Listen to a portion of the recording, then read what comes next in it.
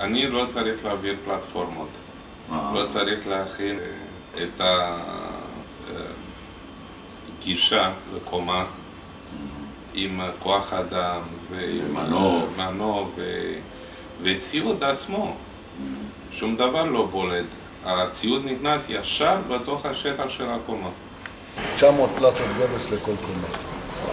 אז מה, בא המכשיר, אנחנו מחכים 2 עגלות, 4 אנשים למטה. אני ועוד אחד למעלה, מקבלים את העגלה, זזים.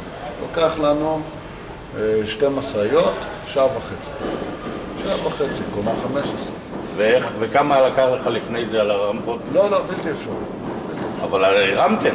הרמנו רק חול ודברים. אז מה עשיתם עם הגבס? חיכיתי, לא יכולתי להרים את הגבס, או במעלית או מחכה. זה בלתי אפשרי.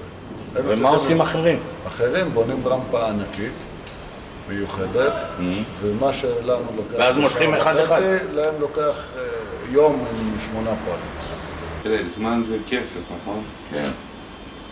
שאנחנו חוסכים כאן כוח אדם וזמן למנוף והעברת פלטפורמות ממקום למקום, כולל רגליים, כולל כל התמיכות וכל ההתארגנות. מקצר את הזמן בערך בפי 10. אין השוואה, אין משהו אחר, אין למה להשוות את זה. ונוסף לזה, זה הפינוי הפסולת, שהכמות הוא אדיר. גם הפינוי לא צריך דרך המרפסת קיצוני, שאתה דואג שחלק מהחומר נופל, מהגז, מהדברים. הכל נמצא בתוך הקומה, ואתה לא יוציא אותו מתוך הקומה. הפטנט הזה הציל אותו. אין ויכוח